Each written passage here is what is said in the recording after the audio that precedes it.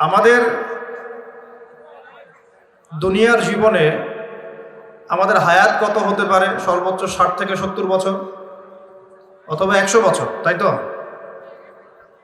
আমাদের এই পুরো হায়াতের মধ্যে সবচেয়ে গুরুত্বপূর্ণ সময় কোনটা বলেন তো দেখি?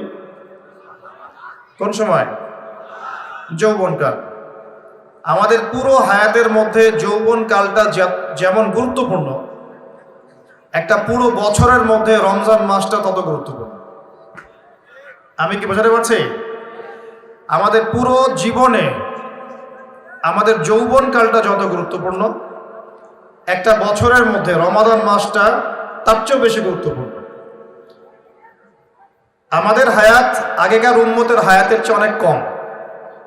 আগেকার উম্মত কেউ কেউ 1000 বছর, 2000 বছর, 500 বছর, 700 বছর, 800 বছর এমন বেঁচে থাকত। নূহ আলাইহিস সালাম শুধুমাত্র 950 বছর মানুষকে দাওয়াতই দিয়েছেন, বলেন সুবহানাল্লাহ। শুধুমাত্র 950 বছর মানুষকে দ্বীনের দাওয়াতই দিয়েছেন কোন নবী? নূহ আলাইহিস সালাম। আর বনু ইসরাইলের লোকজন কেউ 1000 বছর পর্যন্ত বেঁচে থাকত। তো সেই হিসেবে তো আমাদের হায়াত অনেক কম। কথা ঠিক না? ঠিক না বেঠিক? এই কম হায়াতকে মূল্যায়ন করে কিভাবে আল্লাহর সন্তুষ্টি অর্জন করব, এ কারণে আল্লাহ পাক আমাদেরকে কিছু ফজিলতের সময়, মাস এবং দিন দিয়েছেন। কিছু ফজিলতের সময়, ফজিলতের মাস, ফজিলতের দিন দিয়েছেন, যাতে করে অল্প সময়ের মধ্যে আমরা বেশি নেকি অর্জন করতে পারি, আলহামদুলিল্লাহ। ঠিক সেরকম একটা অনবদ্য মাস হচ্ছে কি ভাই? রমাদান। প্রশ্ন হচ্ছে, রমাদান মাসের রোজা ফরজ হলো কবে থেকে? উত্তর কে দিতে পারবে? দেখি অডিয়েন্সের মধ্যে। আলেম ওলামারা। মেরাজ থেকে না, উত্তর ভুল। অডিয়েন্সের মধ্যে কে বলতে পারবেন রমজান মাসের রোজা কবে ফরজ করা হয়েছে? আজকে বাংলাদেশের সাথে কে ক্রিকেট খেললো? তোমাদের দ্বারাই হবে। তোমাদের দ্বারাই দেশ এবং জাতির ভবিষ্যৎ নির্মিত হবে ইনশাআল্লাহ, তাই না ভাই? আল্লাহ মাফ করুক। এই হচ্ছে বাস্তবতা, এগুলোই বাস্তবতা। মাঝে মাঝে আমি একটু ফুটিয়ে তোলার চেষ্টা করি আর কি, এভাবে।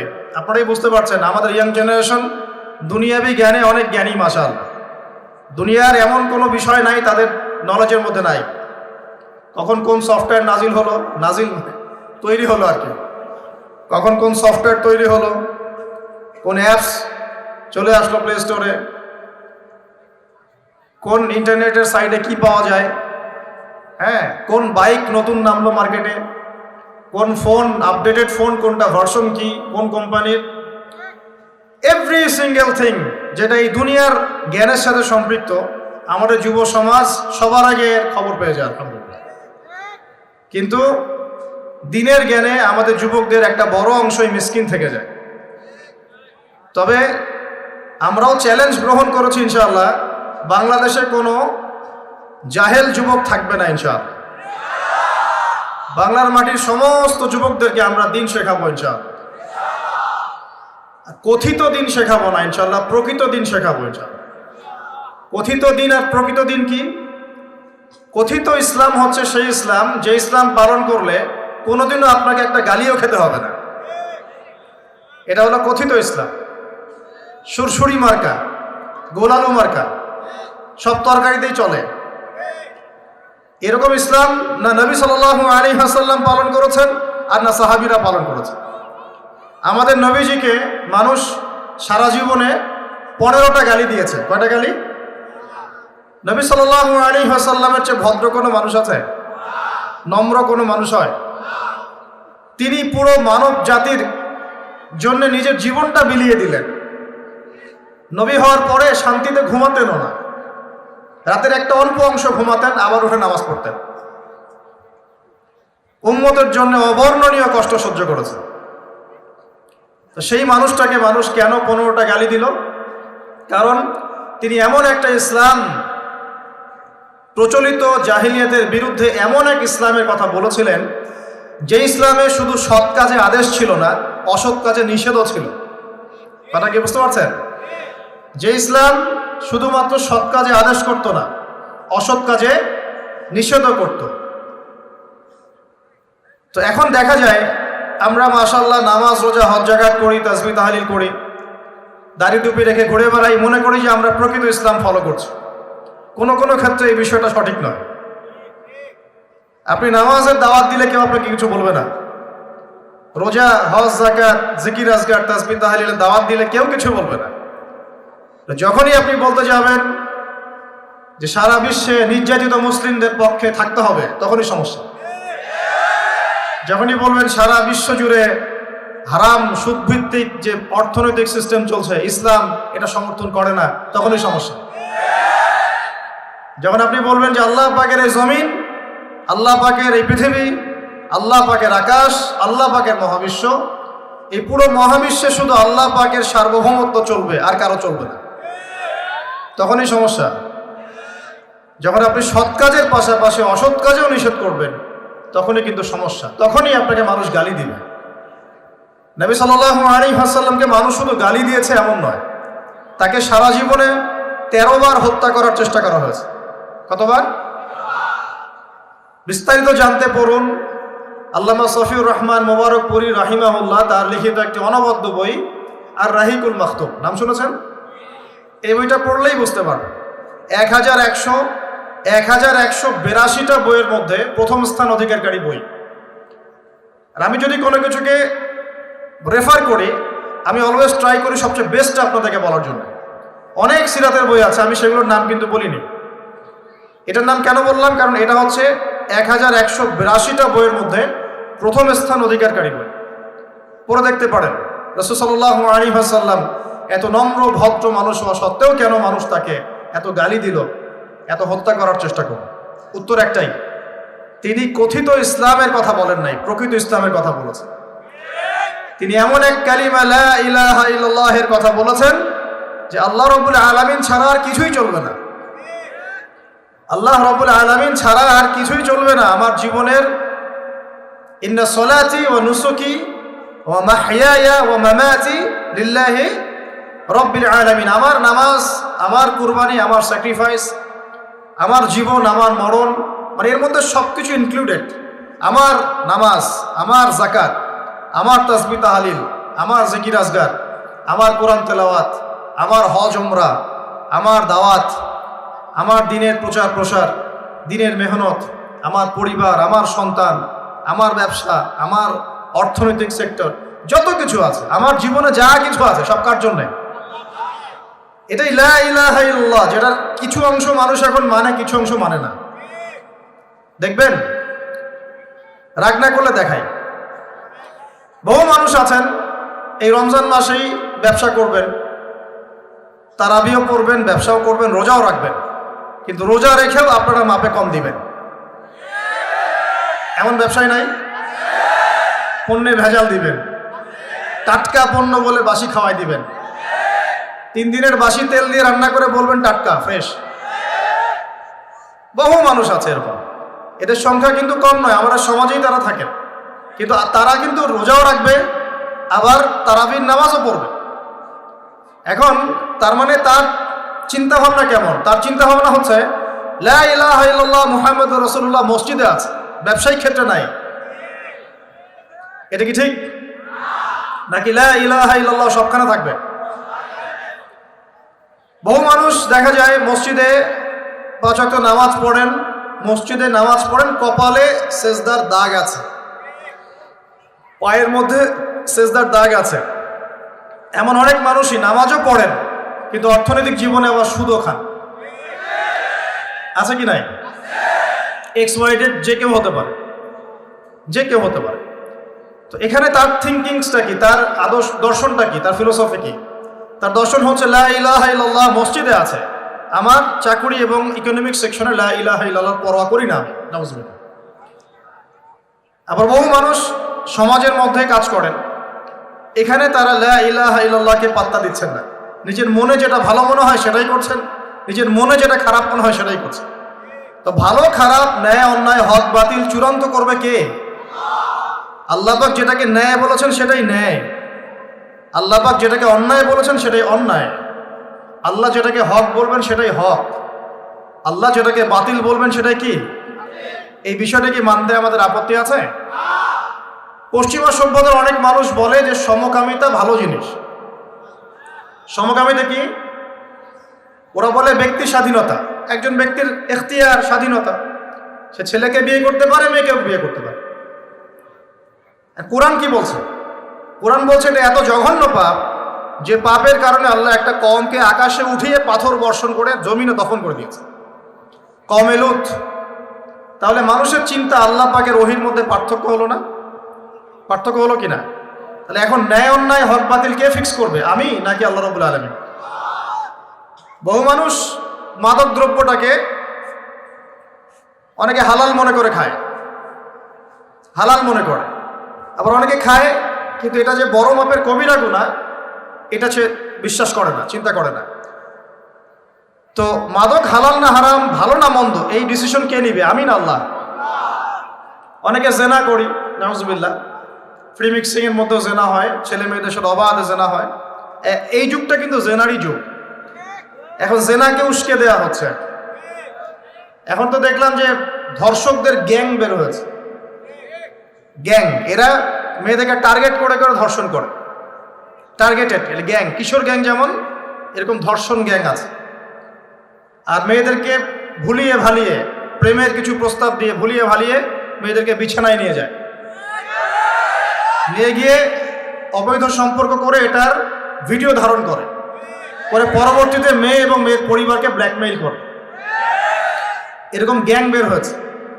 সমাজের প্রত্যেক বাড়ির কর্তা, ভাই, স্বামী এবং মা বোনদেরকে আমি আমার পক্ষ থেকে সতর্ক থাকার অনুরোধ করব, কোনো অবস্থাতেই নিজেদের পরিবারের সম্মান যেন নষ্ট না হয়। আর যদি এমন অপরাধ প্রমাণিত হয় অবশ্যই প্রশাসনের দ্বারস্থ হবেন এবং চক্ষু লজ্জা বাদ দিয়ে বিচারের আওতায় আনার চেষ্টা করবেন। আল্লাহ পাক তৌফিক দান করবেন। তো আমি একটা কথার দিকে ফোকাস করছিলাম যে দেখুন, ন্যায় অন্যায়, হক বাতিল, সত্য মিথ্যা কে নির্ধারণ করবে? আমাদের কাছে যেটা ভালো মনে হয় সেটাই সবসময় ভালো নয়। আল্লাহর কাছে যা ভালো মনে হবে সেটাই ভালো, আল্লাহর কাছে যেটা খারাপ সেটাই খারাপ, রাসূলের কাছে যা ভালো সেটাই ভালো, রাসূল যাকে খারাপ বলেছেন সেটা কি? খারাপ। সিম্পল। এই জিনিসটা চিন্তা করলেই ব্যাস আত্মসমর্পণ করা সহজ হবে ইনশাআল্লাহ। এখন আল্লাহ রাব্বুল আলামিন আমাদেরকে এই দ্বীন ইসলাম দিয়েছেন।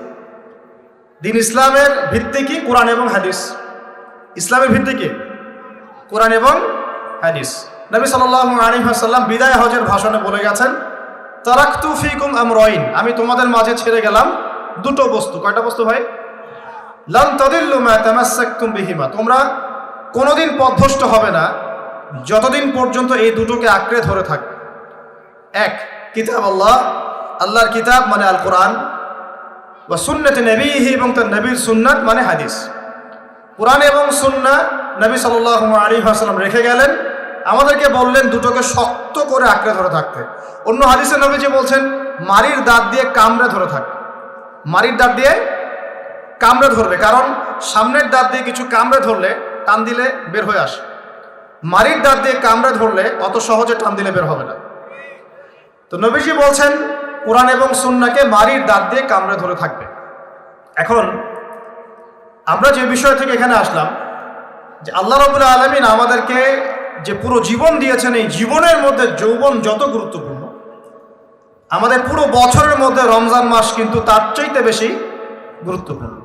রমাদানের সওম ফরজ হয়েছে দ্বিতীয় হিজরিতে। কত হিজরি ভাই? দ্বিতীয় হিজরি আবার কি? আল্লাহর নবীর নবুয়ত জীবন 23 বছর। কত বছর? এই 23 বছরের প্রথম 13 বছর তিনি ছিলেন মক্কায়। কোথায়? পরের 10 বছর ছিলেন কোথায়? মদিনায়। এই যে মদিনায় হিজরত করলেন তিনি, হিজরত মানে স্থানান্তরিত হলেন, এই হিজরতের প্রথম বছরটাকে বলা হয় প্রথম হিজরি, হিজরতের দ্বিতীয় বছরটাকে বলা হয় দ্বিতীয় হিজরি। এই দ্বিতীয় হিজরিতে আল্লাহ রাব্বুল আলামিন রমজান মাসের রোজাটা ফরজ করেছেন। তার আগে কি ফরজ ছিল তাহলে? তার আগে ফরজ ছিল আশুরা রোজা। কিসের রোজা? আশুরা রোজার নাম শুনেছেন তো? কোনটা? হ্যাঁ, যেদিনে মূসা আলাইহিস সালাম এবং বনু ইসরাইলকে আল্লাহ পাক ফেরাউনের বাহিনী থেকে নাজাত দিয়েছে, এটা না? আচ্ছা, এটা আগে ফরজিয়াতের পর্যায়ে ছিল। যখন রমাদানের সওম ফরজ করা হয় তখন এটা নফল হয়ে গেল এবং গুরুত্বপূর্ণ নফল। এখন দ্বিতীয় হিজরিতে শুধুমাত্র রোজাই কিন্তু ফরজ হয়নি, আরো দুইটা জিনিস হয়েছে যেটা অনেকে আলোচনায় নিয়ে আসেন না। দ্বিতীয় হিজরিতে 3টা জিনিস আমরা পেয়েছি। কয়টা ভাই? এরপর আল্লাহ রাব্বুল আলামিন ঈসা ইবনে মারইয়ামের হাত দিয়ে তাদের এক একজনকে এখান থেকে বের করে দিবেন ইনশাআল্লাহ।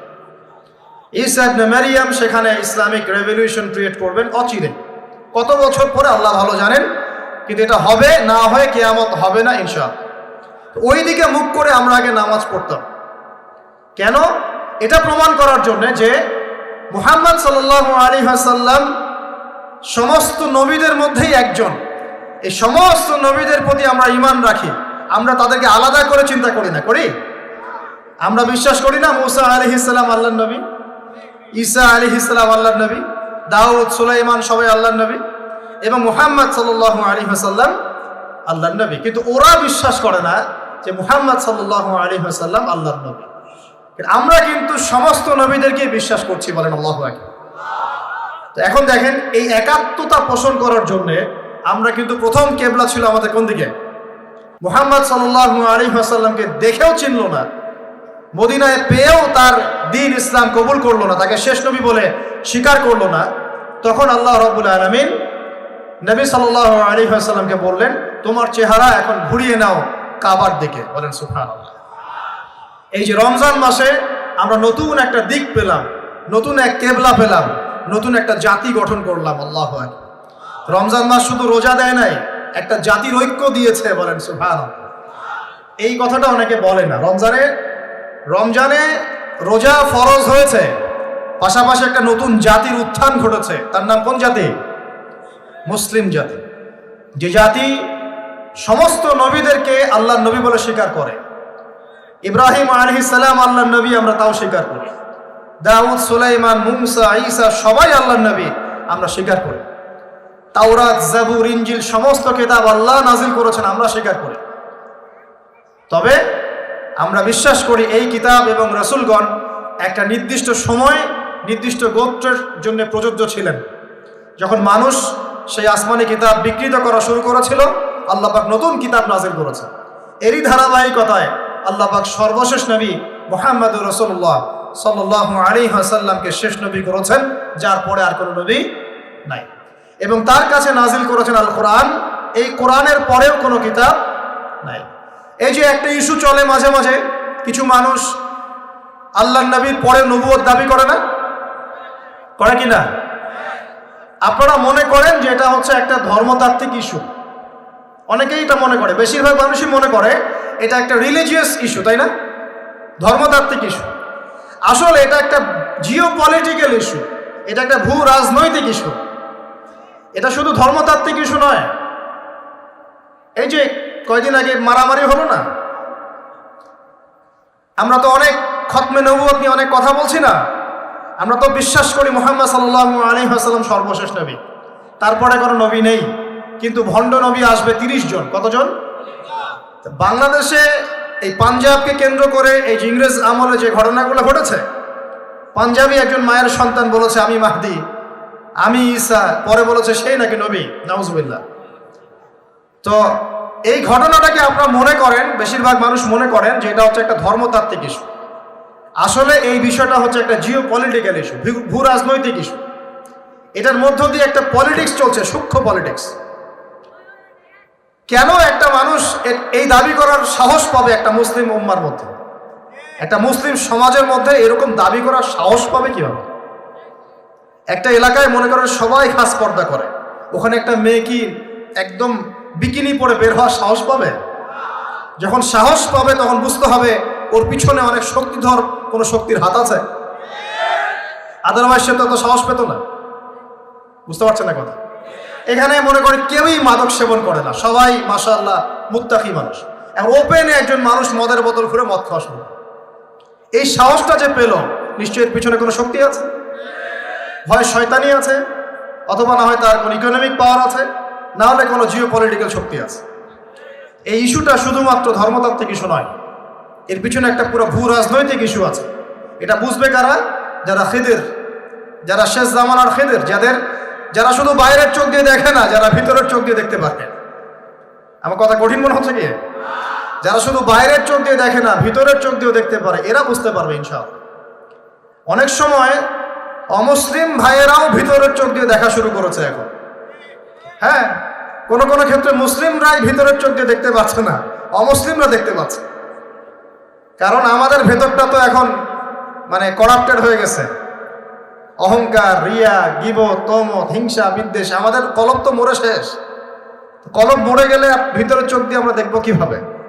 আল্লাহ রাব্বুল আলামিন আমাদের সবাইকে ভিতরের চোখ জিন্দা করার তৌফিক দান। প্রিয় ভাইরা, রমজান মাসে শুধু রোজা ফরজ হয়নি, সর্বপ্রথম যেটা হয়েছে কেবলা পরিবর্তন করে দেয়া হয়েছে। কেবলা পরিবর্তন মানে কি? কেবলা পরিবর্তন মানে হচ্ছে একটা নতুন জাতিগত উত্থান, বলি আল্লাহু আকবার। এরপরে আমরা আর পিছনে ফিরে তাকাই নাই। মুহাম্মদ সাল্লাল্লাহু আলাইহি ওয়াসাল্লামকে স্বীকার করলো কিনা ভ্রুক্ষেপও করতে যাই নাই। আমরা আমাদের গতিতে এগিয়ে গেছি। মাত্র 10 থেকে 12 বছরের মধ্যেই, 12 বছর না, মাত্র 8 থেকে 10 বছরের মধ্যেই যেই মক্কা থেকে আমরা বিতাড়িত হয়ে মদিনায় গিয়েছিলাম, সেই মক্কা আবার দখল করেছি আলহামদুলিল্লাহ। শুধু সেই মক্কাই নয়, ওই মক্কা থেকে আমরা প্রায় অর্ধেক বিশ্ব শাসন করেছি আলহামদুলিল্লাহ। কেবলা পরিবর্তন মানে নতুন এক জাতির উত্থান। আমরা কি রমজানে জাতিগত উত্থান দেখতে পারবো ইনশাআল্লাহ? তো একটা জাতি কখন উন্নতি করবে? যখন জাতির জনগণ ভিতর থেকে মুত্তাকি হবে, আমরা ভিতর থেকে নামাজি হব, আল্লাহওয়ালা হব, আমানতদার হব, সৎ হব, আমরা হারাম ছেড়ে দিব, দুর্নীতি ছেড়ে দিব, অন্যের ক্ষতি করব না, একটা সম্প্রীতির সমাজ গড়ব, তখন না আমরা ইনশাআল্লাহ উত্থান করবো, নাকি ভাই? যদি আমরা একে অপরের সাথে হানাহানি, মারামারি, কাটাকাটি করি, হিংসা, বিদ্বেষ, গীবত, তহমত, হারাম খাই, মাপে কম দেই, দুর্নীতি করি, অন্যের ক্ষতি করি, হ্যাঁ, হত্যা, রাহাজানি, ছিনতা, এগুলোতে লিপ্ত থাকি, এই জাতিকে উন্নতি করতে পারবে ভাই? সবচেয়ে বড় কথা, যদি আমরা জ্ঞান অর্জন না করি, আমরা কি উন্নতি করতে পারবো? শুধু কি অর্থ দিয়ে উন্নতি করা যায়? উন্নতির মানদণ্ড কি বলেন তো? জ্ঞান। জ্ঞান উন্নতির মানদণ্ড কি? জ্ঞান। জ্ঞান ছাড়া উন্নতি নাই। শুধু টাকা দিয়ে উন্নতি করা যায়? যায় না। আল্লাহ রাব্বুল আলামিন আমাদের সবাইকে দ্বীনের জ্ঞান অর্জন করার তৌফিক দান করুন। তো রমজানের প্রথম কি পেয়েছেন? কেবলা পরিবর্তন। এবার বলা হয়েছে পুরো মাস সওম রাখবেন। আল্লাহু আকবার। পুরো মাস। এবং এই মাসে আল্লাহ রাব্বুল আলামিন আরেকটা জিনিস মুসলিমদেরকে দিয়েছিলেন, সেটা হলো, খুব খেয়াল করে দেখবেন, এই যে কোরআন খুলবেন, দেখবেন পরপর 3 পৃষ্ঠায় 3টা আয়াত আছে, ব্যাক টু ব্যাক 3 পৃষ্ঠায় 3টা আয়াত। একটা কুতিবা আলাইকুমুল কিসাস, তোমাদের উপর কিসাসকে ফরজ করা হলো। কিসাস কি? ওই যে কেউ হত্যা করলে ইসলামিক কোর্ট তাকে হত্যা করবে, কেউ কারো চোখ তুলে ফেলেছে, ইসলামিক কোর্ট তারও চোখ তুলে ফেলবে, কেউ কারো হাত কেটেছে, ইসলামিক কোর্ট তারও হাত কেটে ফেলবে। মানে চোখের বদলে চোখ, হাতের বদলে হাত, জানের বদলে জান, এটাকে বলা হয় কি? কিসাস। দেখবেন কোরআনে সূরা বাকারায় পরপর 3 পৃষ্ঠায় 3টা কুতিবা আলাইকুম আছে। 3 পৃষ্ঠায় 3টা কুতিবা আলাইকুম মানে ফরজ করা হলো। এক কুতিবা আলাইকুমুল কিসাস, তোমাদের উপর কিসাসকে ফরজ করা হলো। আর আল্লাহ পাক বলছেন, তোমরা যদি এই কিসাসটা করতে থাকো, এর মধ্যে জীবন নিহিত আছে, তোমরা বুঝতে পারছো না। কারণ একজন খুনি মানুষকে আপনি যদি এক্সেস দেন সমাজে চলার, ও আরো 10টা খুন করবে কিনা? যখন ওকে বিচারের আওতায় নিয়ে আসবেন, দেখবেন সব ঠান্ডা হয়ে গেছে। অতএব কিসাসের মধ্যে কি আছে? জীবন আছে, জীবন আছে এর মধ্যে। তার পরের পৃষ্ঠায় গিয়ে দেখবেন কুতিবা আলাইকুমুস সিয়াম, তোমাদের উপর রমজান মাসে রোজাকে ফরজ করা হবে। কামা কুতিবা আলাল্লাযীনা মিন ক্বাবলিকুম, যেমন করে তোমাদের পূর্ববর্তীদের উপরেও রোজাকে ফরজ করা হয়েছিল, লাআল্লাকুম তাত্তাকুন, যাতে তোমরা মুত্তাকি হতে পারো। রমজানের সওমের উদ্দেশ্য কি তাহলে? মুত্তাকি হওয়া, আল্লাহ ভীরুতা অর্জন করতে পারো, এটা উদ্দেশ্য। ঠিক তার পরের পৃষ্ঠায় গিয়ে দেখবেন কুতিবা আলাইকুমুল কিতাল আছে, তোমাদের উপরে যুদ্ধকে ফরজ করা হয়েছে, এটাও আছে দেখবেন। ঠিক এই কারণেই রমজান মাসে বদরের যুদ্ধ সংগঠিত হয়েছে। আল্লাহু আকবার।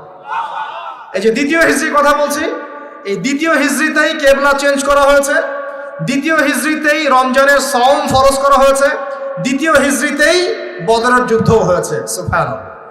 3টার মধ্যে মিল পাচ্ছেন? এই 3টাই কোরআনের পরপর 3 পৃষ্ঠা আছে। কুতিবা আলাইকুমুল কিসাস, কুতিবা আলাইকুমুস সিয়াম, কুতিবা আলাইকুমুল কিতাল। এটার মধ্যে একটা মিল আছে না? তার মানে রমজান মাস আমাদেরকে শেখাবে একটা জাতিগত ঐক্য, রমজান মাস শেখাবে কোরআনকে সময় দেয়া, কোরআনের হক আদায় করা, রমজান মাস শেখাবে আমাদেরকে অন্যায়ের বিরুদ্ধে প্রতিবাদ করা। কারণ এখানে আবু জেহেল অন্যায় করেছিল না, নাকি মুসলিমরা অন্যায় করেছে? আবু জেহেলের বাহিনী ছিল বদর যুদ্ধে এই প্রান্তে, আর মুসলিম বাহিনী এই প্রান্তে। এই দুই প্রান্তের বাহিনীর মধ্যে কারা অন্যায় করেছিল, কারা জালেম? আবু জেহেলদের বাহিনী জালেম নয়। রমজান মাস কি চেতনা নিয়ে আসলো? জালেমের বিরুদ্ধে দাঁড়িয়ে যাওয়ার চেতনা নিয়ে আসলো। কথা কি বুঝতে পারছেন? এখন আমরা কিন্তু ব্যক্তিগতভাবে আগে সবাই জালেম হয়ে গেছে, তাই না? আমরা সবাই জালেম না? সবাই আমরা দোয়া করি কি, রব্বানা যালামনা আনফুসানা, আল্লাহ আমরা আমাদের নফসের উপর জুলুম করেছি। নামাজে কি পড়ি, আল্লাহুম্মা ইন্নী যালামতু নাফসি, আল্লাহ আমি আমার নফসের উপর জুলুম করেছি। তার মানে প্রথম আমি নিজেই তো জালেম, আমি আপনি আমরা সবাই জালেম, আমরা সবাই নিজেদের নফসের উপর জুলুম করেছি। নামাজ পড়ি নাই, যাকাত দেই নাই, দান সদকা করি না, কোরআন তেলাওয়াত করি না, তাসবিহ তাহলিল করি না, পর্দা করি না, হালাল খাই না, অন্যের ক্ষতি করি, সুদ খাই, ঘুষ খাই, জেনা করি, হ্যাঁ মিথ্যা কথা বলি, গীবত করি, তহমত, কত অন্যায় পাপে লিপ্ত আছে। আমরা কি জুলুম করি নাই? তাহলে রমজান মাসের চেতনা হবে নিজের উপর আগে কাজ করা, নিজের নফসের উপর কাজ করা, নিজে যদি জালেম হয়ে থাকে জুলুম থেকে নিজেকে বের করে নিয়ে আসে। তাহলে প্রথম শিক্ষা কি ভাই? আগে আমরা নিজের নফসের উপর দেখব আমরা কি জুলুম করেছি নিজের নফসের উপরে। রমজান জালেমের বিরুদ্ধে দাঁড়ানোর মাস, আর সর্বপ্রথম জুলুম করেছে আমি আমার নফসের উপরে। আল্লাহ আমাদেরকে নফসকে সংশোধন করার তৌফিক দান করুন। এরপর দেখব পরিবারে জুলুম আছে কিনা, পরিবারে আল্লাহ এবং রাসূলের বিধানের এগেনস্টে আমরা কেউ চলি কিনা। যদি চলে এখানে সংশোধন করতে হবে, রমজান মাস এই শিক্ষা দিবে। এরপর দেখব আমার সেক্টর, আমি যেখানে কাজ করি, আমার সমাজ, আমার সংগঠন, আমার অমুক, আমার তমুক, এখানে জুলুম আছে কিনা। এখানে জুলুম থাকে রমজান মাসে, এই জুলুমের এগেনস্টে আমাকে দাঁড়াতে হবে। এভাবে আস্তে আস্তে যত বড় পর্যায়ে যাবেন রমজান তত বড় শিক্ষা দিবে ইনশাআল্লাহ। তো রমজান কয়টা জিনিস দিয়েছে ভাই? প্রথমে তিনটা। এক, কেবলা পরিবর্তন, একটা জাতিগত উত্থান। দুই, কোরআন নাজিল হয়েছে এই মাসে। তিন, এই মাসে আবার বদর যুদ্ধ হয়েছে। তিনটা জিনিস। আর আজকে আমরা আলোচনা করব একটা জিনিস নিয়ে সংক্ষিপ্ত সময়ের মধ্যে, সেটা হলো কোরআন এবং রমাদান। একটু মনোযোগ দেন, খুব লম্বা আলোচনা করে আপনাদেরকে বিরক্ত করব না। যে কথাগুলো বলবো ইনশাল্লাহ আমি কিন্তু সারগর্ভ কথা বলার চেষ্টা করছি ইনশাআল্লাহ। দেখুন, আমরা একটু এবার চলে যাব সূরা কদর। সূরা কদরে কোন সূরা ভাই? আল্লাহ পাক বলেন ইন্না আনজালনাহু ফি লাইলাতিল কদর, নিঃসন্দেহে আমি কোরআনকে নাজিল করেছি কদরের রাতে। কোন রাতে? ওয়া মা আদরাকা মা লাইলাতুল কদর, হে নবী মুহাম্মদ সাল্লাল্লাহু আলাইহি ওয়াসাল্লাম আপনি কি জানেন কদরের রাত কি? লাইলাতুল কদরি খায়রুম মিন আলফি শাহর, আল্লাহ পাক বলেন কদরের রাত হচ্ছে হাজার মাসের চাইতে উত্তম। সুবহানাল্লাহ। তানাজ্জালুল মালাইকাতু ওয়ার রূহ, এই রাতে নাজিল হয়, অবতীর্ণ হন ফেরেশতা মণ্ডলী, আসমান থেকে সমস্ত ফেরেশতারা নেমে আসে। ওয়ার রূহ, এবং জিবরাইল আলাইহিস সালামও নেমে আসে। তানাজ্জালুল মালাইকাতু ওয়ার রূহু ফিহা বিইذনি রাব্বিহিম মিন কুল্লি আমর, এই রাতে আল্লাহ পাক তাকদীরের ফয়সালা করেন প্রত্যেকটা বিষয়ে। সালামুন হিয়া হাত্তা মাতলাইল ফজর, এবং ফজর পর্যন্ত এই রাতে শান্তি বিরাজ করে। শান্তি, শান্তি আর শান্তি। সুবহানাল্লাহ। এই রাতে যে ইবাদত করবে হাজার মাস ইবাদত করার নেকি পাবে। কেন এই রাতটা কেন ইম্পর্টেন্ট? একটাই কারণ, এই রাতে আল্লাহ পাক কোরআন নাজিল করেছেন। কি নাজিল করেছেন? কোরআন। এখন আসেন একটু মনোযোগ ধরে রাখেন। আল্লাহ পাক কোরআন নাজিল করেছেন লাইলাতুল কদরে। আর লাইলাতুল কদর কোন মাসে? শাবানে, রজবে না রমজানে? আবার বলছি, আল্লাহ বলছেন আমি কোরআন নাজিল করেছি লাইলাতুল কদরে। তো লাইলাতুল কদর কি শাবানে, রজবে না রমজানে? তার মানে লাইলাতুল কদর রমজানে। রমজানের কোথায়? রমজানের শেষ দশকে।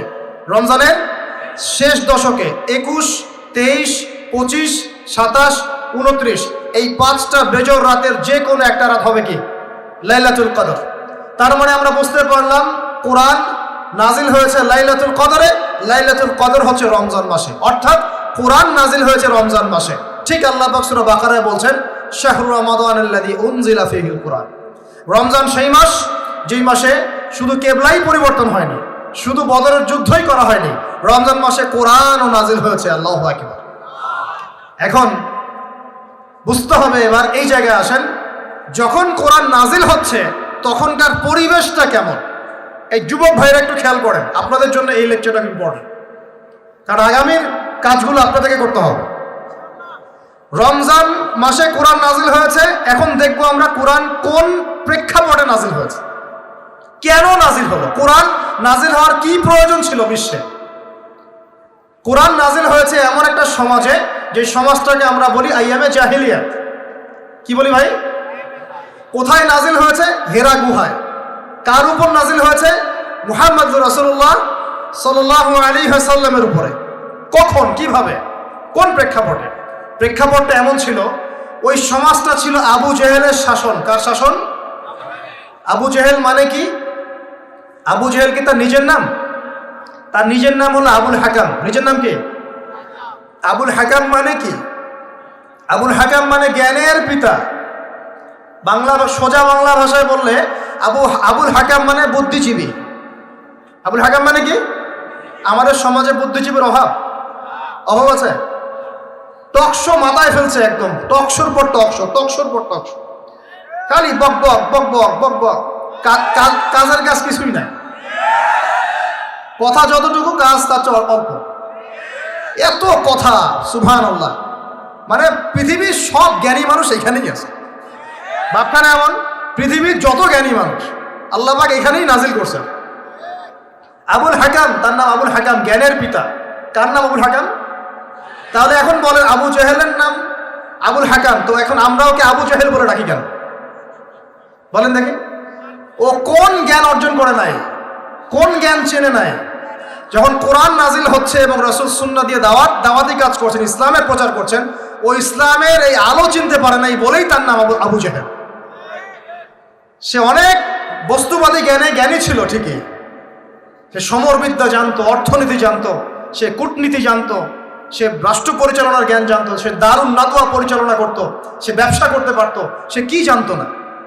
কেন তাকে আবু জাহেল বলছি? কারণ সে কোরআন সুন্নাহর জাজল্যমান সত্যটাকে ডিনাই করেছে। এই কারণ এরকম লোক আমাদের সমাজে আছে কি না? শুধু আমাদের সমাজে না, এরকম লোক দিয়ে এখনকার বিশ্বটাই ভর্তি। এখনকার বিশ্বে আবু জেহেল দিয়ে ভর্তি সব। অর্থনীতি, জিওপলিটিক্স, ভূরাজনৈতিক প্রেক্ষাপট, philosophy, science, arts, commerce, medical science, engineering, এমন কোনো জ্ঞান নাই যে তার জানা নাই। কিন্তু কোরআন এবং সুন্নাহর জ্ঞানে মিসকিন, সত্য চিন্তা মিসকিন। ওযু করতে পারে না, গোসল করতে পারে না, নামাজের ফরজ ওয়াজিব জানে না, সুন্নত মুস্তাহাব বোঝে না, কোরআন তেলাওয়াতও করতে পারে না। একটা আয়াত তেলাওয়াত করতে দাঁত ভেঙে যাচ্ছে একেবারে।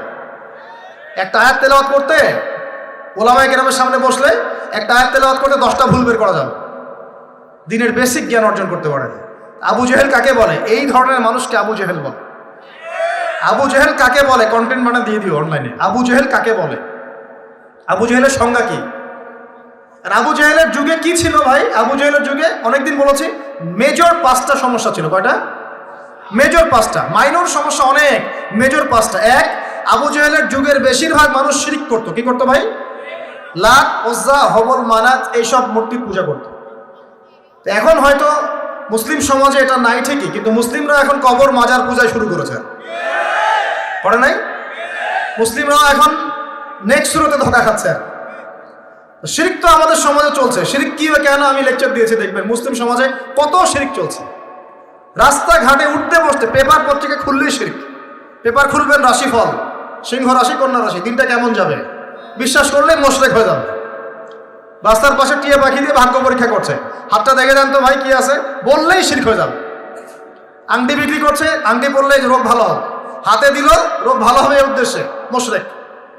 হাতে দিয়েছে রোগ ভালো হবে, আমার ডায়াবেটিস ভালো হয়ে যাবে, বিসমিল্লাহ, ব্যাস মুশরিক, নাউজুবিল্লাহ। এই আকীদা নিয়ে পড়লেই মুশরিক। মুসলিম সমাজে অহরহ শিরক আছে। বাসায় মা বোন যারা আছে অনেকেই দেখা যায় চুল আশ্রয়, চিরুনি পরে গেলে বলে আজকে মেহমান আসবে। কি আসবে আজকে? মেহমান আসবে আজকে, বললেই শিরক। বাসা থেকে বের হচ্ছেন, আপনার পাঞ্জাবিটা একটু আটকে গেছে, আপনার স্ত্রী বলছে একটু বসে যান, অমঙ্গল হতে পারে, বসেন। বাস মুশরিক, শিরক হয়ে গেল। মুসলিম সমাজে রন্ধ্রে রন্ধ্রে শিরক। এখন আবু জাহেলের যুগে শিরক ছিল, এগুলো বলতে থাকলে এটা নিয়ে আলোচনা করতে হবে। আলোচনার টপিক আমার আজকে অন্য। আবু জাহেলের যুগে কি ছিল ভাই? শিরক ছিল, সমাজে রন্ধ্রে রন্ধ্রে শিরক ছিল। এখনকার সমাজেও শিরক আছে। তারা লা ইলাহা ইল্লাল্লাহ না পড়ে শিরক করতো, আমরা পড়েও শিরক করি। আল্লাহ পাক আমাদের সবাইকে শিরকের পাপ থেকে হেফাজত করুন বলি আমি।